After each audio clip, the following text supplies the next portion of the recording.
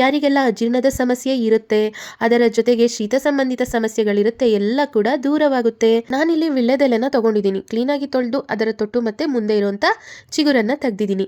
ಈಗ ಅದರ ಮೇಲೆ ಒಂದು ಬೆಳ್ಳುಳ್ಳಿ ಎಸಳನ್ನ, ಸಿಪ್ಪೆ ಬಿಡಿಸಿರುವಂತ ಬೆಳ್ಳುಳ್ಳಿ ಎಸಳು, ಚೂರು 1 ಇಂಚ್ ಆಗುವಷ್ಟು ಶುಂಠಿಯನ್ನ ತಗೊಂಡಿದ್ದೀನಿ. ಶುಂಠಿಯನ್ನ ಕ್ಲೀನಾಗಿ ತೊಳೆದು ಸಿಪ್ಪೆ ತೆಗೆದು ತಗೋಬೇಕಾಗುತ್ತೆ.